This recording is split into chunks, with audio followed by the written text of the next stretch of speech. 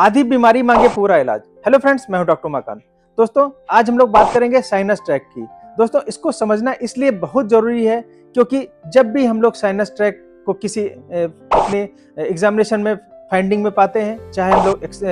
फिस्टुलोग्राम करा लें, चाहे एमआरआई फिस्टुलोग्राम कराएं या एमआरआई पेरिनियम कराएं, जब भी इस तरह का इंप्रेशन साइनस ट्रैक के रूप में हम लोग को मिलता है, इनकम्प्लीट फिस्टुला के रूप में मिलता है, तो हमको लगता है कि फिर हम लोग इसका जो ट्रीटमेंट है वो डिसाइड नहीं कर पाते हैं, बहुत ही अनडिसाइडेड स्थिति में होते हैं।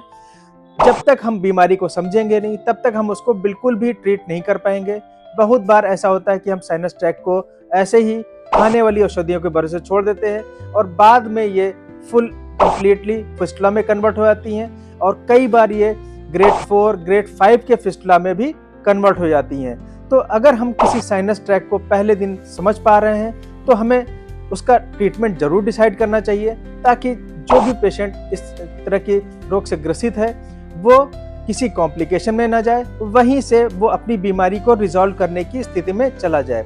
एक अच्छा चिकित्सक वही होता है जो बीमारी को समझ के जल्दी से जल्दी उसके ट्रीटमेंट को डिसाइड करता है और जो उसमें ट्रीटमेंट सबसे ज़रूरी होता है, जो सही होता है, चाहे वो खाने वाली औषधियों के रूप में हो, चाहे वो प्रोसीजर के रूप में हो, हमें तुरंत उसको डिसाइड करके अपने ट्रीटमेंट को शुरू कर देना चाहिए।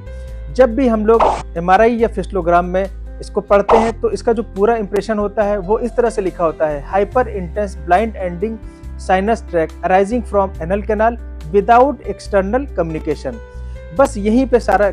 जो कंफ्यूजन है वो स्टार्ट होता है, क्योंकि अगर कोई कंप्लीट फिस्टुला होगा तो वो दो एपिथेलियल सरफेस को कम्युनिकेट करेगा। ये एक एबनॉर्मल कम्युनिकेशन होता है, या तो वो एनल कैनाल को हमारी बाहर की पेरिनियल स्किन से बिल्कुल डायरेक्टली कम्युनिकेट करता है। फिर किसी को कोई कंफ्यूजन नहीं रहता है क्योंकि फिस्टुला का ट्रीटमेंट बहुत ही वेल एस्टेब्लिश्ड है, चाहे मॉडर्न साइंस हो चाहे छाड़ सूत्र हो। वहाँ पे हमें बिल्कुल डिसाइड हो जाते हैं हम कि हम खाने वाली औषधियों से उसको नहीं ठीक कर सकते हैं, हम इसको सिर्फ और सिर्फ प्रोसीजर से ही ठीक कर सकते हैं। ऐसे ही ये साइनस ट्रैक है, इसको थोड़ा सा हमें और अच्छे से समझना होगा। इसका जो ट्रैक का अपीयरेंस होता है वो लीनियर होता है, कर्वी लीनियर होता है। अब चूंकि ये बाहर की तरफ खुलता नहीं है, इसकी जो लोकेशन होती है यूजली ये एनल क्रिप्ट से स्टार्ट होता है, एनल कैनाल से स्टार्ट होता है, इंटरस्फिंक्टिक जो प्लेन होता है वहाँ पे होता है ये।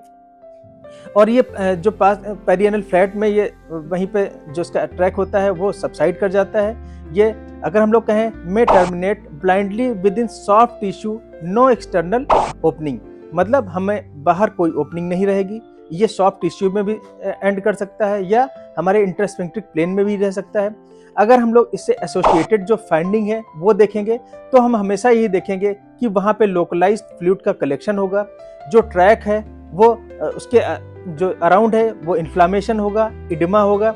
और ये बाहर की सरफेस से कम्युनिकेट नहीं करेगा स्किन पे, न ही अंदर रेक्टल म्यूकोसा में ये कम्युनिकेट करेगा। अगर हम लोग सिम्टम के रूप में देखें तो सिम्टम इसमें पेन है, डिस्कम्फर्ट है, और बहुत लंबे टाइम तक अगर हम लोग प्रोलॉन्ग सिटिंग करते हैं तो हम लोग को डिस्कम्फर्ट महसूस होता है, और कई बार लोग बैक पेन का भी हम लोग को इसमें कंप्लेन मिलती है। और जो लोग काफ़ी देर तक बैठे रहते हैं, कई बार काफ़ी देर बैठने से इसका जो पेन है वो बढ़ता जाता है। अब हम लोग इसका ट्रीटमेंट डिसाइड करते हैं, क्योंकि बीमारी को अब हमने पूरी तरह से समझ लिया है। ये ब्लाइंडली एंडेड होता है, इसको इनकम्प्लीट फिस्टुला भी कहते हैं। जो साइनस ट्रैक होता है उसके आसपास में एडिमा भी होता है, इन्फ्लामेशन भी होता है, और ये इंटरस्फिंक्टिक प्लेन में सिर्फ अगर पड़ा रहेगा तो समय के साथ में ये फुल ब्लोन कंप्लीट फिस्टुला में कन्वर्ट हो जाएगा। और फिस्टुला का पैटर्न क्या होगा कोई भी ये पहले से डिसाइड नहीं कर सकता है। कोई भी फिस्टुला ग्रेड 1 से लेके ग्रेड 5 तक हो सकता है, ग्रेड 4 में हो सकता है, या हॉर्सशू शेप फिस्टुला में भी ये कन्वर्ट हो सकता है।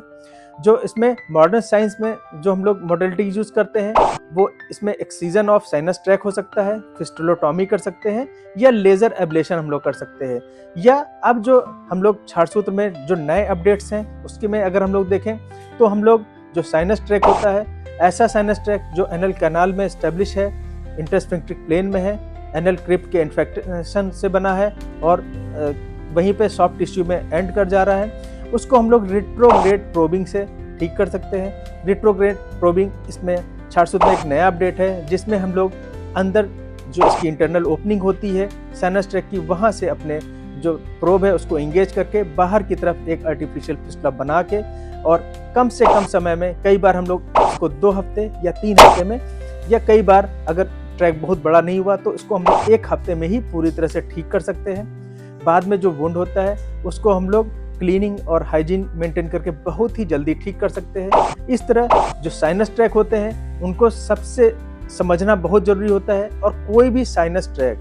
खाने वाली औषधियों से नहीं ठीक हो सकता है। अब शायद कोई मिरेकल हो जाए या कुछ कई बार कुछ एक्सेप्शन होते हैं, उन केसेस में भले ठीक हो जाए, लेकिन हम लोग जो अपनी प्रैक्टिस में देखते हैं या अपने सीनियर से देखते हैं कि प्रैक्टिस से देखा है, सीखा है, या जो हम लोग इतने रिसर्च पेपर वगैरह पढ़ते हैं, वहाँ पे हम लोग को कहीं पे भी ऐसा नहीं दिखता है कि साइनस ट्रैक खाने वाली औषधियों से ठीक हो सकते हैं। इसमें 2 ही तरह के प्रोसीजर यूज कर सकते हैं, या तो हम लोग मॉडर्न सर्जरी के जो भी हम लोगों ने प्रोसीजर कहे हैं उनसे इसको सही करा लें, या हम लोग छारसूत के जो नए अपडेट है रिट्रोग्रेड प्रोबिंग, इसके द्वारा हम अपने इस तरह के साइनस ट्रैक को पूरी तरह से ठीक कर सकते हैं। इसीलिए हम कहते हैं आधी बीमारी मांगे पूरा इलाज।